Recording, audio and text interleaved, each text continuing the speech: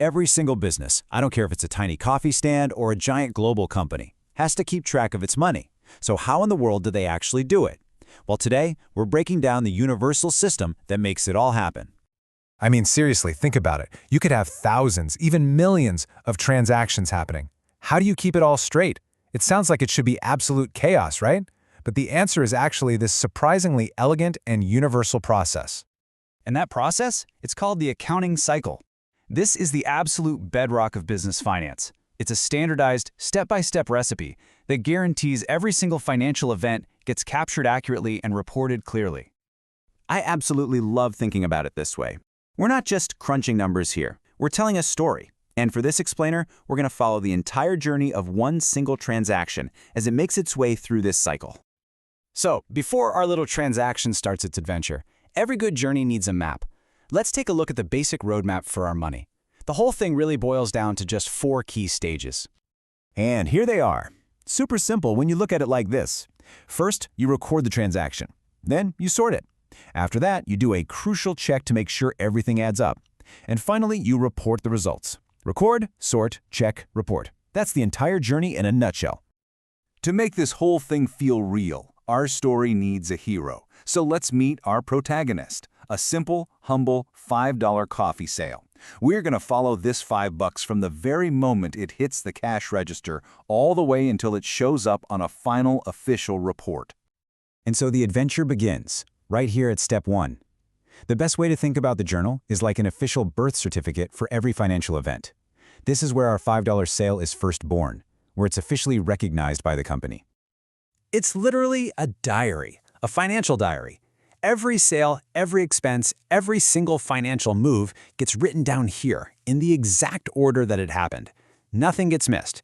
This is the raw, unfiltered, day-by-day financial story as it unfolds. And this is exactly what it looks like. For our coffee sale, 2 things happened. The business's cash went up by $5. That's a debit. At the same exact time, its sales revenue also went up by $5, and that's a credit. This is the key, the secret sauce of all accounting. Every transaction has 2 sides, which means the system is built to stay in perfect balance right from the start. Okay, so our transaction is recorded. It's in the diary. But a simple diary is really hard to analyze, right? You can't just flip through it to see how much cash you have. So the next step is all about organization. We need to sort this chronological list into something way more useful. And that's where the ledger comes in. Just picture a massive, perfectly organized filing cabinet. We take every single entry from that diary and file it into a specific folder. There's one for cash, one for sales, one for rent. You get the idea.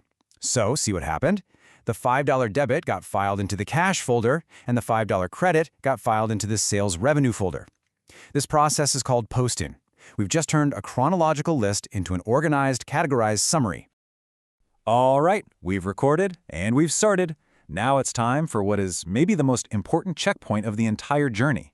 We have to make absolutely sure that all our filing was perfect and that everything is still in balance. And we do this with something called a trial balance.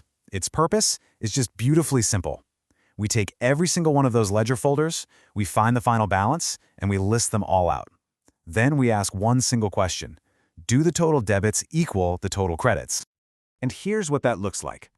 On one side, we add up the final balances of all the accounts that have debit balances, like cash. And on the other side, we do the exact same thing for all the credit balances, like our sales revenue. And there it is, the moment of truth. The total of all our debits equals the total of all our credits. The books are balanced. This is the big green light that confirms our data is accurate and reliable. We are officially ready for the final step. Okay, our numbers have been recorded, sorted, and double-checked. Now it's finally time to tell the story. This is where all of that careful work pays off, by turning all this raw data into meaningful business intelligence. And we do this using financial statements. The income statement tells you if the company actually made a profit by comparing revenues, like our $5 coffee sale, to all of the expenses. Then, the balance sheet gives you a snapshot of the company's financial health, showing what it owns and what it owes. Our little $5 transaction is now officially part of this much bigger picture. Now, you might be thinking, great, the journey's over. But the story of a business never really ends, does it? The accounting cycle isn't a one-time trip. It is the continuous, rhythmic heartbeat of business finance. Just look at this timeline.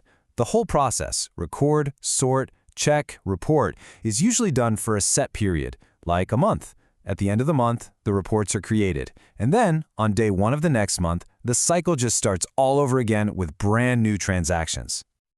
So why does this matter? Well, because this repetition gives decision makers a consistent, reliable, and comparable look at how their business is doing. It lets them spot trends, make really informed decisions, and basically steer the company with confidence.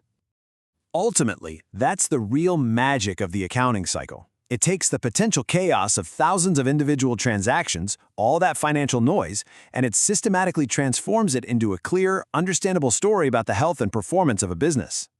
The entire system is built on rules that are designed to ensure balance and accuracy. And that leads to a pretty fascinating final thought.